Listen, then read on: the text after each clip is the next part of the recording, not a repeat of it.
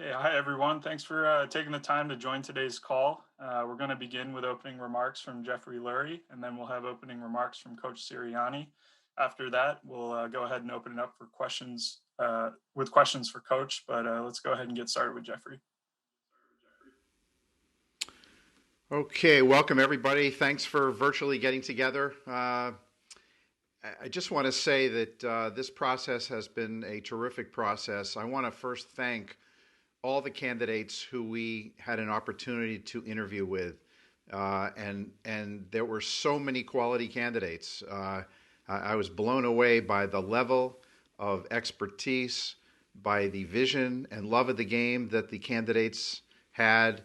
And we don't make it easy. Our interviews are long. They're anywhere from usually 7 to 10 hours, nonstop, and we delve into every aspect of the sport, leadership, football in many, many ways, and our fan base and what we want to accomplish in the near future and going forward. So it's really, they give a lot to us. We don't give a lot to them, and I want to start off by just thanking those individuals. We're going to be, several of them are going to be head coaches in the league in the next few years, and they will be formidable opponents. I can guarantee that. Secondly, I just want to thank everybody involved in our process. It was a wide swath of looking for who could lead our football team over the next several years. We involved quite a few people in our process because I thought that was the very best way to get as much information as we could about who the potential candidates would be, and then do as much background information as we could, and really delve into details in so many ways about each candidate. So I want to thank everybody who both was either involved in the interview process or, just as importantly, involved in all the background work, because we depend on all the departments and coaches and players and people involved to communicate with their counterparts and people they've worked with around the league to really give us an ability to hone in on what the strengths and weaknesses might be for any candidate. So thank you to everybody involved in the process. In the end, I have to make the final decision, but as important as the position is and how determinate it is in terms of your future, I welcomed all the input and was able to really, I think, get a very, very clear indication of what each candidate could bring and how to proceed. So thanks to everybody involved in the process and those outside the Eagles organization as well. Lots of help and lots of really interesting perspectives. I think that I want to especially go into the process because it's sort of a, what does a team, and in particular our team, do to enter this process? You don't do it very often, yet the ramifications are large. And so we typically, in this case, start with probably about 25 people, 25 names that we wanted to consider. There wasn't an absolute number, but that's about what it was. And we go into the details of their background, not just their resumes, but every aspect of leadership potential, X's and O's, of course, but far more than you would expect in terms of just football, what's on a football resume. It's much more about the people and how they conduct themselves, how they surround themselves. Do they reach for greatness? Are they risk averse? Do they manage well? Do they have a great attention to detail? How are they to work with? How are they to work with when there's ups and downs of a season? How are they under enormous stress? How are they in competitive situations? The list goes on and on and on about the characteristics. But I think for the Eagles, what we've harped on very, very much is we're looking for the best football leader going forward. It's not about who is the hot coordinator, who is the best X's and O's, who is the best resume. Everything is important. Everything is important. And we start with about 25 names that we thought, whether it's offense, defense, ex-coaches, those with no coaching experience, college. There's really no limitation who those 25 are going to be, except we have a hope that they might be excellent. And then we go from there and with lots and lots of research, narrow it, and in this case, narrowed it to 10. And we interviewed 10 candidates.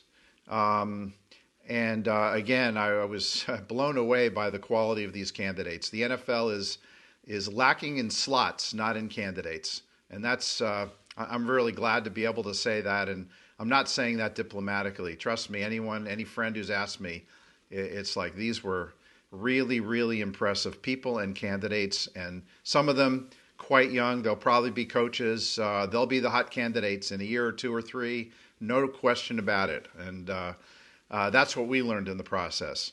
You also learn a lot about what other people's perspectives are on the present and future of the game and what leadership looks like, what football looks like in terms of offense, defense, special teams, how they would run a franchise, their vision, and on and on and on. Again, I repeat, they give a lot to us. We give just an opportunity, and I'm very grateful for that experience because you don't go through it very often, or at least we haven't. I also want to take a moment to thank the coaches we have worked with that won't be with us going forward, because some of them, many of them, have been just terrific partners, and we won a Super Bowl together. And in the case of some, been with us and with me for a long, long time.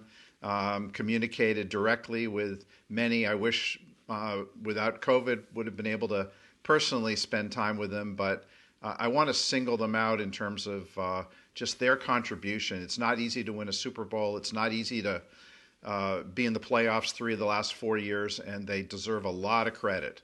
In particular, just because he's kind of like a son to me, I just want to talk about Deuce, because Deuce is somebody very special to me. He's been a terrific player, coach, leader for us. He'll always be a Philadelphia Eagle.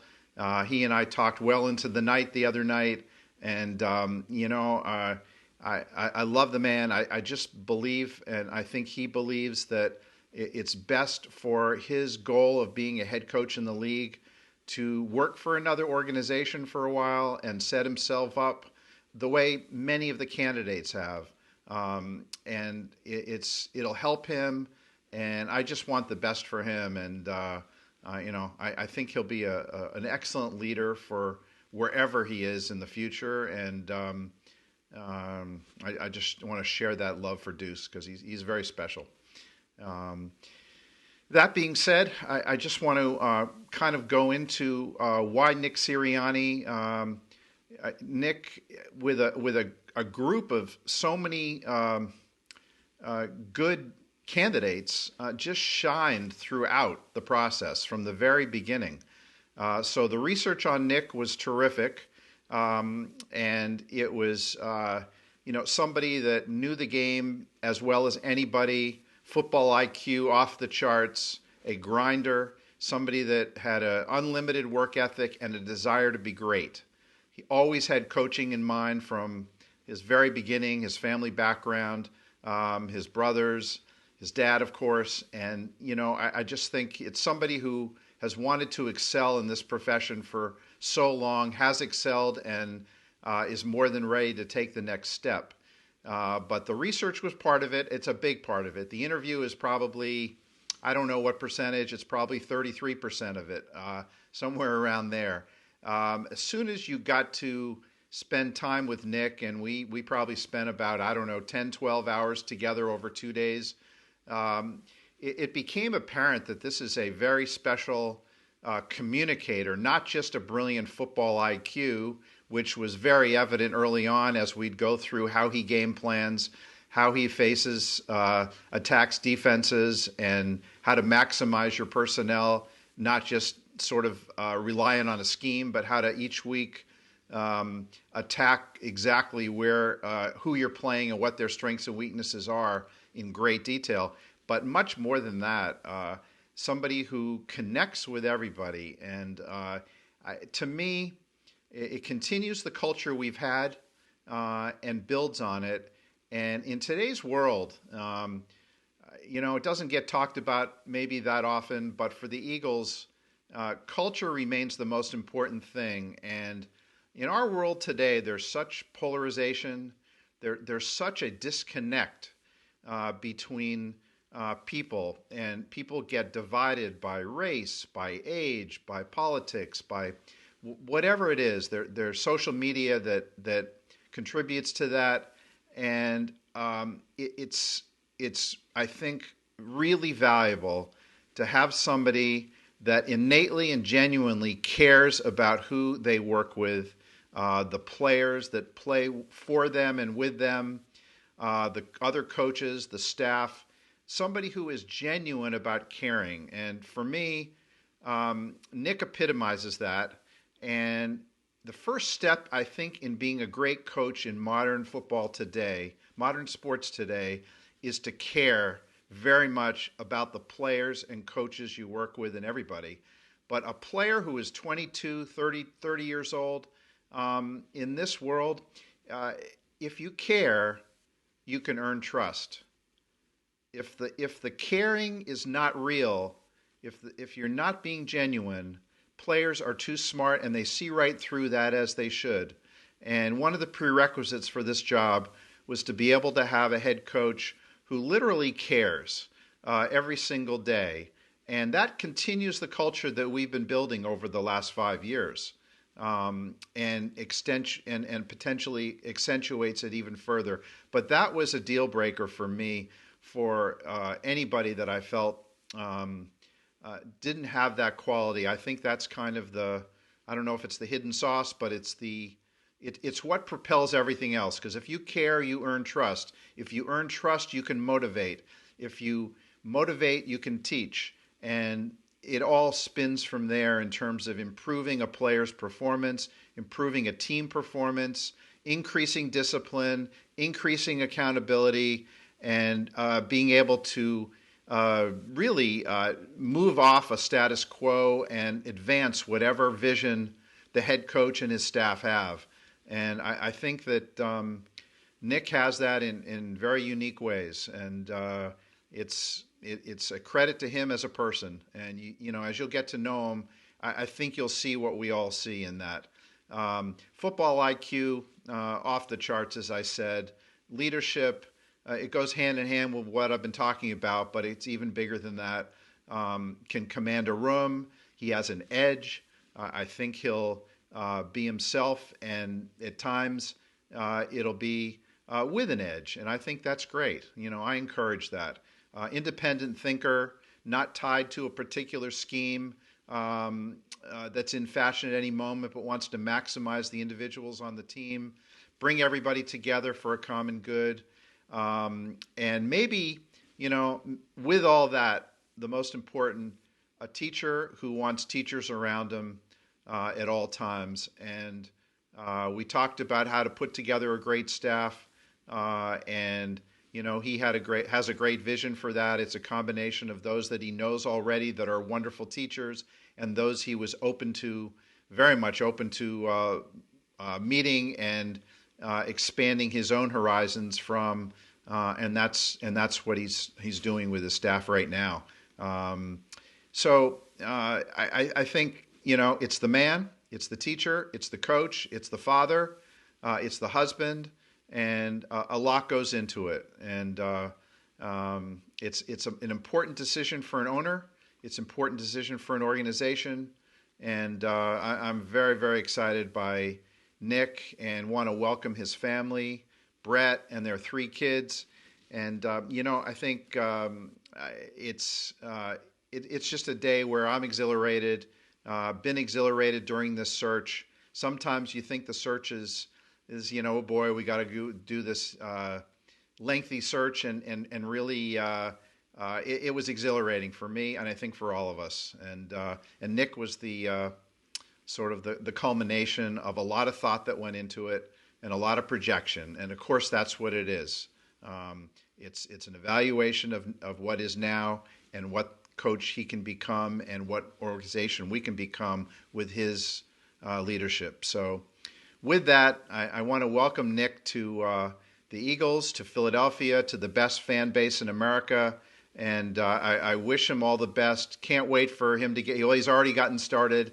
And I think you're going to really enjoy what he provides as a person, as a coach, and as someone to get to know. With that, Nick, look forward to your opening remarks and any questions for Nick. And thank you all again for virtually attending today. Thanks, Jeffrey. Coach, welcome to Philadelphia. We'll get started with your opening remarks, and then we'll go ahead and open it up to questions. First of all, I'd just like to thank Mr. Lurie for believing in me to be in charge of this unbelievable football team and this unbelievable organization in this great city. The fans, right? I can't wait. I know from experience. Of coming here and playing here as an opposing coach how passionate that the fans are here in Philadelphia, and I'm just glad we're on the same team now. You're on my side now. Thank you to Howie Roseman. I can't wait to work side by side with you in efforts to bring another championship back to the city of Philadelphia. It's been a great working with you so far, and look forward to continuing that relationship. Thank you to Don Slowinski, all right, and the rest of the people around this organization. It was very apparent to me right from the beginning, like Mr. Lurie said, with the interview process, of how great the people are in this organization. It's a special group of people. And you can feel that right away. So just can't wait to start working with all of them. Thank you to the Indianapolis Colts. Thank you to the Irsay family. Thank you to Chris Ballard. And then most importantly, thank you to my friend, my mentor, and like my big brother, Frank Reich. They believed in me. They gave me a chance to be their offensive coordinator, and I'm forever grateful for them for that. I'd like to thank my beautiful wife, Brett, and our kids, Jacob, Taylor, and Miles, for your unending support, for your consistency, your steadiness through the ups and downs of a season. Just thank you for your just continual support of me and unconditional love. I love you guys. Thank you to my mom and dad. Thank you to my mom and dad for I just have two wonderful parents that care about me, that have been there for me for everything, that have been to every sporting event that I've ever been a part of. Had season tickets in Indianapolis when they live in Jamestown, New York. I'm quite positive they'll have season tickets here in Philadelphia. Just thank you for the example that you've given me to be the type of person I want to be. I can't thank you guys enough for that. I'd like to thank my brothers. I've always looked up to my brothers, both Mike and Jay. I've always looked up to them. And again, I have two older brothers that are football coaches, right, that are football coaches. So I've looked up to them in many ways. They're older than me, looked up to them in many ways, and what an example that they've given me as well, that I've tried to follow and make them proud of me. I'd like to thank all the coaches, all right, all the coaches that have helped shape me to the coach I am today. You know, you take a little bit of each coach that you've been around, right? You take a little bit of each coach that you've been around, and you make yourself out of that. You take the good, you take the bad, and you make the best out of the best out of you from those people. So thank you for believing in me. Thank you for teaching me, and thank you for just always being there for me. The coaches I'd like to thank, and I know I'll leave some out, but I need to thank these people first. My dad was my coach, so I thank him. Larry Karras, one of the at Mount Union College, my college coach. Thank him. Todd Haley, Romeo Cornell, Brian Dayball, Ken Wisenhunt, Mike McCoy, Anthony Lynn, and Frank Reich. again, and many more that I know I can't mention all. But all these guys have shaped me to where I am today. And it's all about the players. It's all about the players. And I've been blessed to be around some unbelievable football players that I've built great relationships with, that I've went through battles with and went through the ups and downs of a season. I mean, that's a special relationship that you're able to build with a player and a coach, and I value that. And so I just like to mention a couple of them. And I know I'll leave some out again, but Phillip Rivers, Keenan Allen, Dontrell Inman, Tyrell Williams, Zach Pascal, T.Y. Hilton, Jacoby Brissett, Andrew Luck, Jack Doyle, Naheem Hines, Danny Woodhead, Ryan Kelly, and Quentin Nelson. It's been great just to get to know these guys and be in that room and be in the battle with them every single day. And I can't wait to build those same relationships with the players here in Philadelphia. I'm just so excited to be here. I mentioned, it's just such a great support staff here. The people in place here, a great culture that Mr. Lurie mentioned. It's just a wonderful organization. It's a first-class organization, and I just look to continue to build on that culture that they have here. The core values that I believe in that are important to any good team, that I really want to make sure that we have here. All right, with the Philadelphia Eagles, the one is to connect with each other. All right, connect with each other. That's so important to me, is that we have a building here where everyone's connecting. Coaches are connecting to coaches. Players are connecting to players. And coaches are connecting to players. All right, when you have that connection, when you build these connections, right, you'll end up pushing a little bit harder for someone that you know and someone that you care for and someone that you love. And that's what we want to try to develop. And I get to be a part of a team. All of us, everybody in this building, we're a part of a team. I'm 39 years old. I'm a part of a team. That's unbelievable, right? And we all should feel so lucky to be a part of that team. And when you can get that connection, that's a special part of an organization, a special part of a team. And all the best teams that I've ever been a part of had that connection. So look forward to doing that with the people here in Philadelphia. I think the other thing that's important to me is that we compete every single day. We compete every single day, just like it's important to practice a play to get good at that play so you can run it in a game. It's important to practice competing, right? It's important to practice competing. The parity in this league is so tight, all right? It's so tight. Every game comes down to a one-score game. We have to pour that into our DNA here in Philadelphia, right? In the meeting room, it's important that we meet or compete. On the field, and also off the field, we're constantly going to be competing with each other. The next thing that's important to me, a part of my core values, is accountability, right? We have to set the standard early. We have to set our standard early of what's acceptable and unacceptable on the field, and what we need to do to get better, right? And so that's my job, right? That's my job to set that standard with the coaches. And then when you really are cooking, the players are holding the players accountable, and everybody's holding each other accountable. All right, but accountability. Next thing that's very important to me is that we build a smart football team, that we have a smart football team here. And I know we have the people in place to do that. The first part of being smart is knowing what to do. We're gonna have systems in place that are easier to learn. All right, complicated to the defense or offense that they're going against, or the special teams group they're going against, but easy for us to learn. Because when we can when we can learn our system and we can get good at our system, then our talent can take over. Less thinking equals talent take over, but we need to have systems in place, and we will have systems in place to do so. The other thing that's highly important for a smart football team is game management and situational ball. I was just up in my office the other day, and I was showing a couple coaches that haven't been around in a couple years of a video clip that I like to show to the team about how important situational ball is and how important those things are. And I showed them the clip of Villanova in the national championship game in 2016, and when they drove down the court and against North Carolina, and they kicked it back and they made the three, and they were interviewing the players after the game,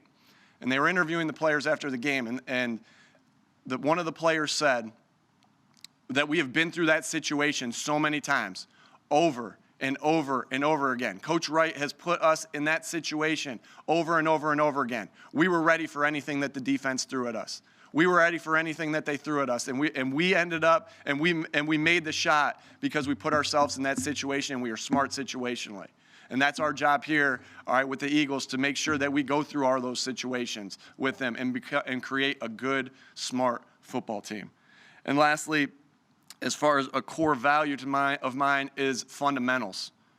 Being good at the fundamentals. Winning your one-on-one matchup because you won that matchup with fundamentals, right? Because when you're playing this game, the parity is so tight in the NFL. You have one player that's just as good as this player, and one coach is going to call a good play, and this coach is going to call a good play. So what gives there?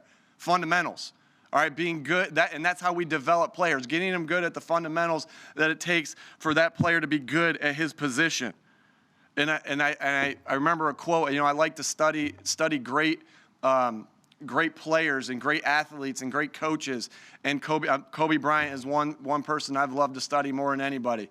And he talked about how yes, he was extremely talented, but at the core of his game was the fundamentals. And when you can combine the fundamentals and you combine that with the talent, that's when you get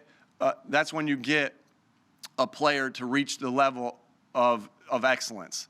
And those are the core values that I like to bring here and build upon here of the Philadelphia Eagles. And with that, I'd like to open that up to questions. Okay, let's go ahead and get started with Zach Berman and then Dave Zangaro.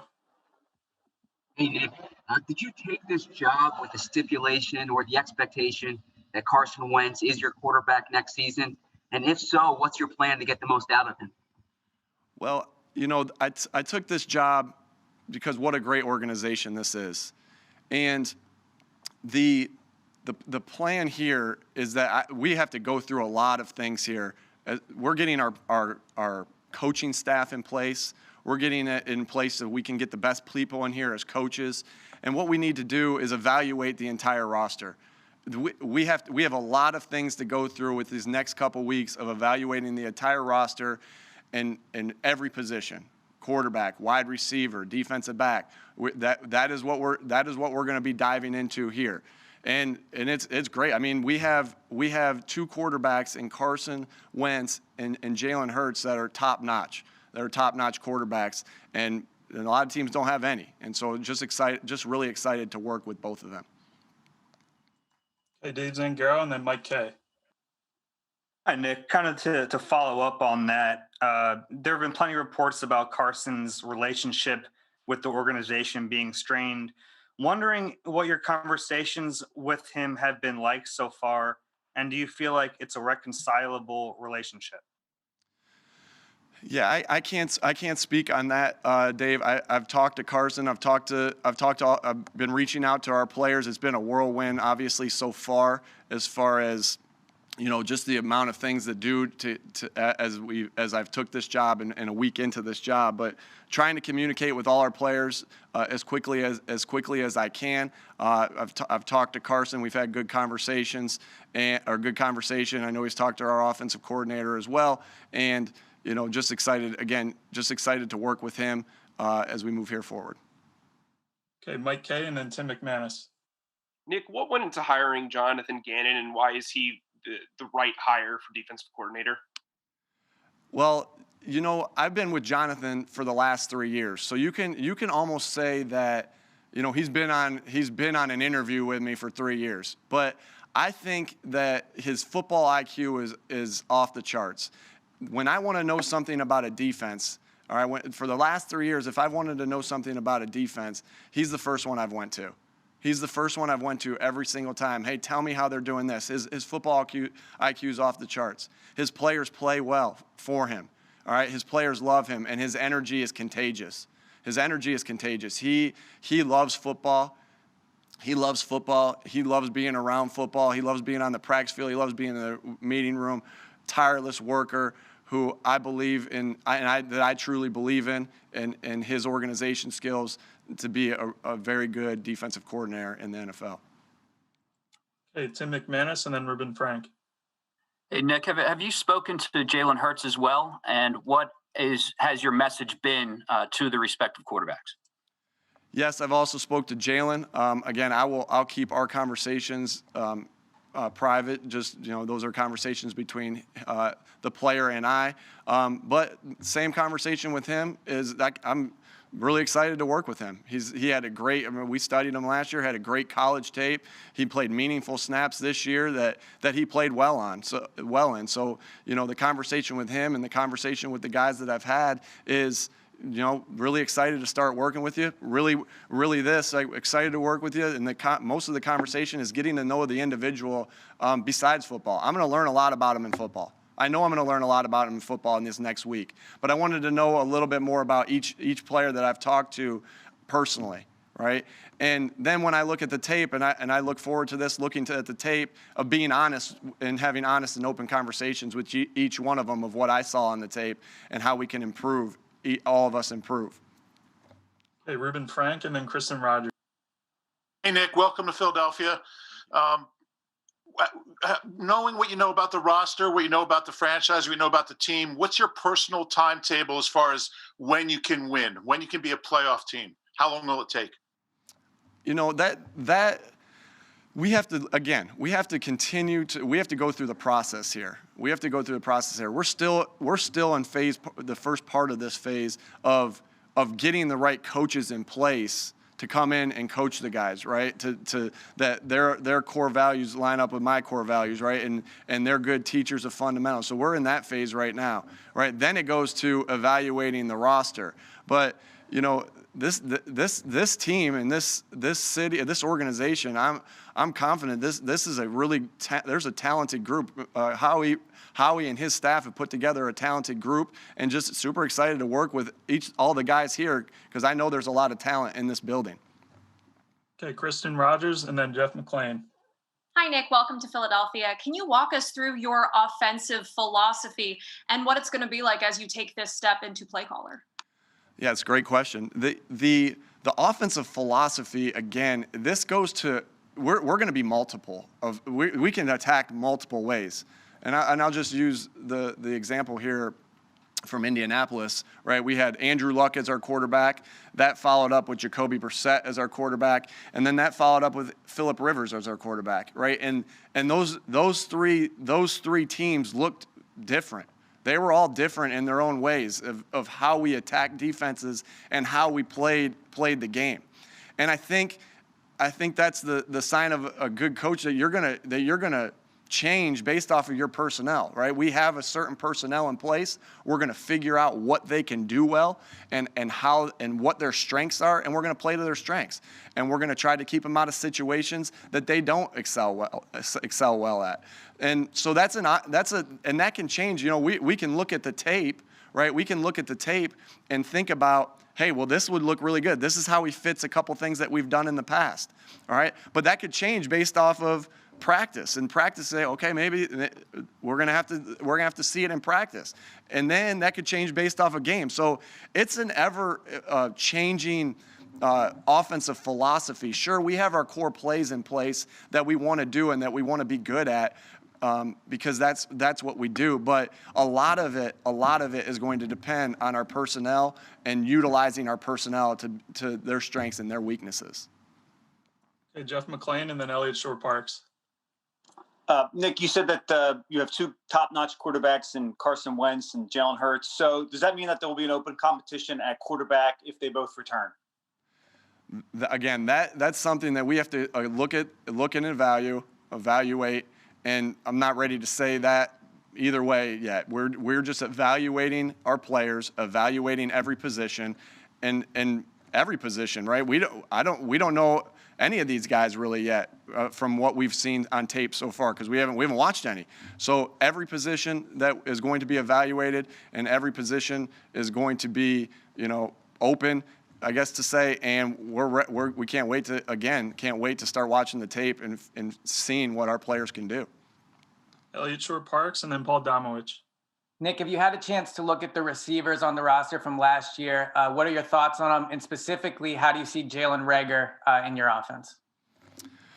So, again, no, haven't seen know the players, know the players more so on the sense of, what you see on opposing teams' film. And there's not, of the tape that I've seen in the past 3 years, there's not a lot of crossover tape with the Eagles and the Colts. So know a little bit about because there's some, but know a little bit about it from there, and that's that aspect. Know a little bit about it from the highlights that you see on TV. Most of my knowledge on these guys is when we studied the player coming out of college. And last year, all I can speak of is last year on Jalen. Thought he was a phenomenal player. Thought he was a really good player with explosiveness. And again, look forward to using him in our offense on some of the things that we like to do with players of his skill set. Paul Domowitch and then John Clark. Yeah, Nick, you had talked earlier about the time you had spent with Gannon in Indianapolis. In making up your staff, which I realize you haven't finished yet, but you seem to have placed a lot of importance on familiarity, maybe without overseeing experience. Did you feel that's a little bit more important? Did you have people you can work with right now more so than somebody that might have a couple of more years in the league? Yeah, good question. With Jonathan, again, just have seen him work. And so, yes, there is a familiarity with him. There is a familiarity with Shane as our offensive coordinator. And that I do know with Shane, let me talk about Shane first. Shane and I were in every meeting together, game planning. I know Shane for 4 years, pardon me. And so I know Shane thinks about the game the way I think about the game. And Shane is a phenomenal offensive mind that thinks about the game like the way I do. And it's almost like with Shane and I, and Shane's done a great job. His resume speaks for itself. He's always gotten the best out of his quarterbacks. Did a great job with Phillip Rivers. Did a great job with Justin Herbert this year. So obviously Shane and I have communicated with each other through this past year of bouncing ideas off of each other. And one thing, again, though, the way we think about the game is so similar, that's going to be an easy transition for us. It's like we're starting on date 15 instead of date 1.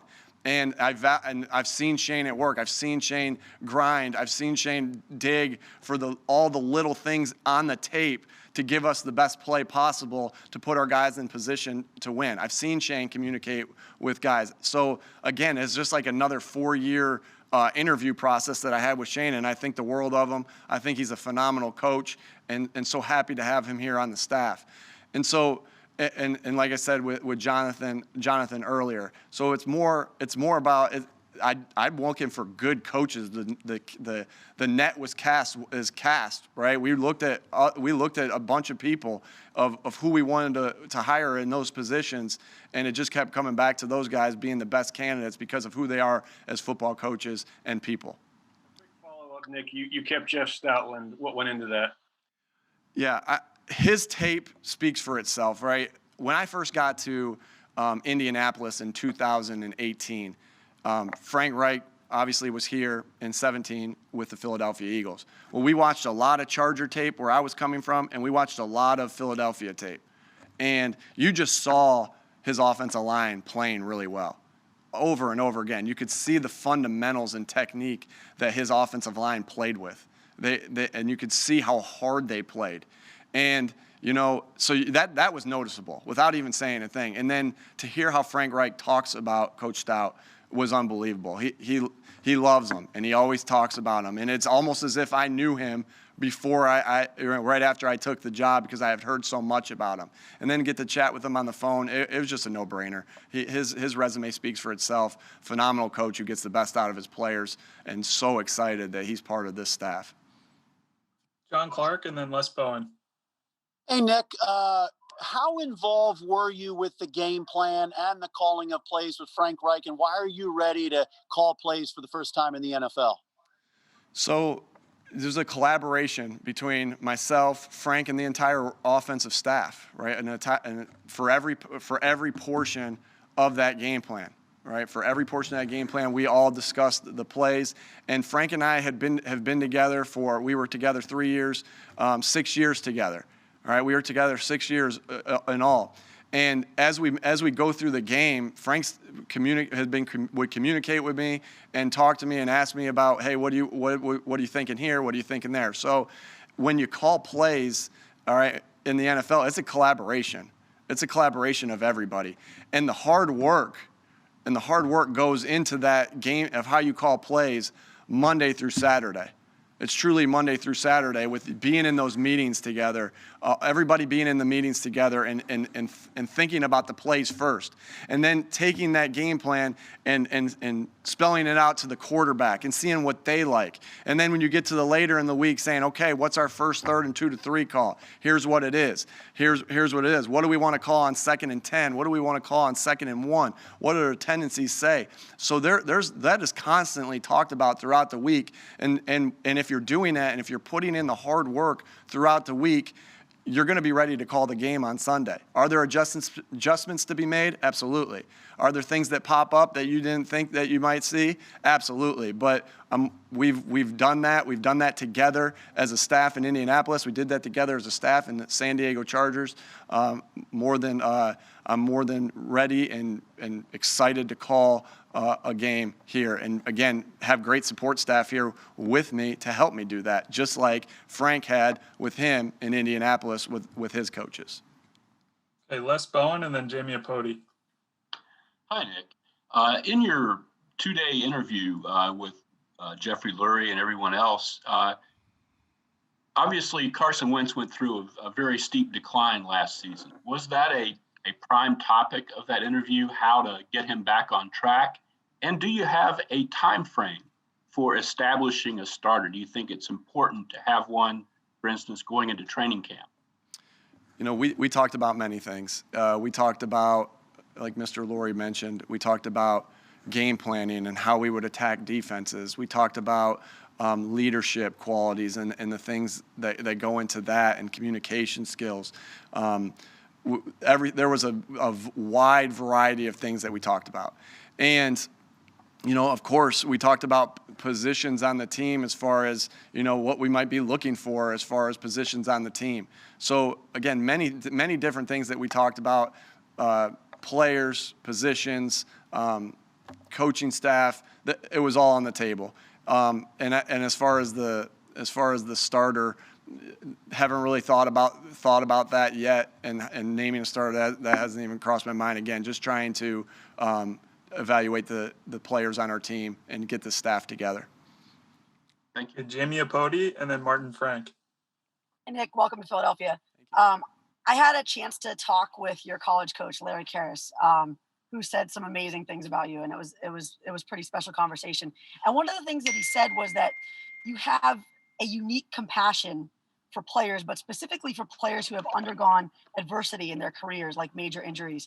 And it sounded to me like I could hear him kind of talking Carson Wentz without saying it. Do you think that compassion that you bring to players who have undergone adversity, like major injuries, is something that will help you work with Carson Wentz? And do you think that you have the ability to kind of, I don't want to say reform him, but help bring him back to what he was before? Well, the reason I've become like that was because of Larry Karras. I had a major injury that I went through my sophomore year in college, and I'm sitting and I was in the hospital for 10 days or so. And he came into the hospital room right before we played, that we had a game that Saturday. I got hurt in practice. He came in the locker room, or pardon me, the hospital room where I was sitting with my parents the day of the game, early morning before he went into the stadium. And all he told me was, we're going to miss you today. And that's all he really needed to say to me. And that meant so much to me as a player. I looked at him and I didn't say anything, but I thought in my mind is, if I can come back from this injury, then I'm going to try to do everything I can do for you to be an All-American. And I didn't have the talent to do that, but that meant a lot to me. So again, you take these things from different areas and that you've learned, and you put them into how you coach. And so, so I learned that from him. That was one of the things I learned from him. So yes, I think that I've always taken that opportunity when a player is going through something to at least explain the adversity that I've been through. And so that's a form of connecting. And that's why I talked about that as number one of good football teams. All right, they connect with each other. And that's a form of connecting. You can't just connect in the good times. You can't just connect in the bad times. It's through both. But sometimes through that adversity, it gives you a great chance, all right, to really connect to a guy. And of course, any player I just look forward to connecting with each player on this team, good and bad, through good and bad times, and being able to share that story with them and hopefully helping them get through hard times. So it's worked for me in the past, and we'll continue to do what's worked for me. But really, when it comes down to it, it's just about caring about people and about the players on your team. Okay, we have time for 3 more questions, so we'll go Martin, Frank, Howard Eskin, and John McMullen. Hi, Nick. Welcome to Philadelphia. My question is, in the last 3 years in Indianapolis, you had 3 different starting quarterbacks in Luck, Brissett, and Rivers. And I was wondering, how do you think that prepares you for handling the quarterback situation here? I mean, if you have to decide between Wentz and Jalen Hurts, does that mean, that you're obviously not particularly married to one quarterback in particular, that you can kind of go with either one? I think all that means is that we know how we figured out ways. The job of our football team and our football coaches is to figure out ways to win each game. There's always a way to win each game, and we just have to figure out what it is. So it's the same thing. I mean, I think it's the same thing that we've went through in Indianapolis. We had to figure out a way to win with each quarterback, and we're going to have to figure out a way to not only are we going to have to figure out a way to win with each quarterback, we're going to have to figure out a way to win with each offensive lineman and each running back and each receiver and each defensive lineman and each safety and each corner, right? That's going to be the key, again, to figure out what our players do the best and form our system off of that. Hey, Howard Eskin, and then John McMullen. Nick, looking at the NFL, all but one team that won a division had a veteran coach. What do you need to do as a young coach in gaining the respect and having the players do for you what they do for veteran coaches? What is it that you have to do? I think a lot of it starts with the 5 things that I mentioned in the core values, right? The connecting, right? The constant competition, the accountability. Everybody wants to be coached hard and be held accountable. I know that. The teaching them, having a smart football team and teaching them the ins and outs of doing that, and then the fundamentals. I really believe this. When it all starts with when a player looks at you, the first part of connecting, in my opinion, is when a player looks at you and he starts to feel like this guy can get me better, right? That's where the connection can really become, right? So we feel like we get players better through those core values that we have that are important to our football team. And once those players feel and know that we're doing everything we can to get them better, that's what they want. They want to reach levels that that coaches can bring them to, right? They have the talent. They have all the talent. Can we get them to play a little bit better than their talent level? And I think that's the start of the connection, and that's the start of when you're building something really special, when they can raise their level because they trust you and they believe in you as a coach. Nick, can I just follow up with something really quick? Yeah. Can you tell us one way or the other whether Carson Wentz will be back with the Eagles next year? Yeah, I can't answer that. I again, evaluating everything, and again, there's a lot of things that go through evaluating everything. Thanks, Nick. Yes, sir. Okay, we have time to squeeze in 2 more here, so we'll go John McMullen and then Jimmy Kemsky. Hey, Nick, just to get back to your coaching staff a little bit, and Jonathan and Shane, and also if you're bringing Michael, Shane's been a coordinator in the past, but the other guys would be first-timers. You would be a first-time play caller. Did you give any thought about being a CEO-type coach, maybe to oversee everything as opposed to the play calling? And also, real quick on Brian Johnson, because you didn't have the relationship with him. What stood out about him to make you think he could coach the quarterback position on that day-to-day basis? Yeah, that's a great question. Of course, we thought through everything. Everything was on the table of, you know, as far as what you're saying, as far as being the CEO and the play caller or just the CEO. Of course, we thought through all of that, and you know, just with my expertise in offense, we just all thought that would be the best direction to go to call the plays. As far as Brian came in here and interviewed with us and just did a phenomenal job. He showed why at a young age he was the offensive coordinator for the Florida Gators. Just a really sharp guy who really believed all the things that I spelled out here with the core values. He just really believed in those things, and he knew how he was going to intertwine that into coaching. When again, I hate to go back to Indianapolis, but again, you pull from different experiences that you've been in. We hired a coach in Indianapolis when we first got there from college. We hired a college offensive coordinator, Tom Manning, and the things that he brought to us to open up our offense a little bit more, that we still run to this day, really helped us become harder to defend. And it helped us fit our players. All right, this player fits this scheme from the college game, and that was really important to us in our first year and the years moving forward in Indianapolis. And so I see Brian as that saint. You know, again, Brian, great human being, great person, great fundamentally, great scheme-wise. Again, he's just super sharp. And then on top of that, he gives us the ability to take some things from the college game to make our offense just become a little bit more difficult to defend. So that was another thing that was really attractive about Brian. Hey, we'll end it here with Jimmy Kemsky. Hey, Nick. Will you have a final cutdowns? Will you have final say over the 53-man roster? And then on game day, will you have final say on the 48-man roster? And how interested are you in being a part of the conversation in terms of free agent acquisitions in the draft? Yeah, no, Howie has final say over the 53.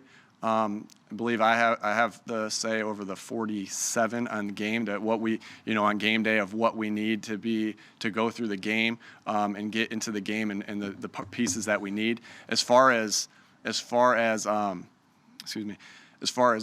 picking the players and helping pick the players, you know, I really look forward to working with Howie and his staff to help get the players in here that we feel like fit to what we want to do offensively and defensively. Again, we work with what we have, but there are players that we're like, okay, this player has this skill set. We'd love to use him for these couple things that we've had success with in the past.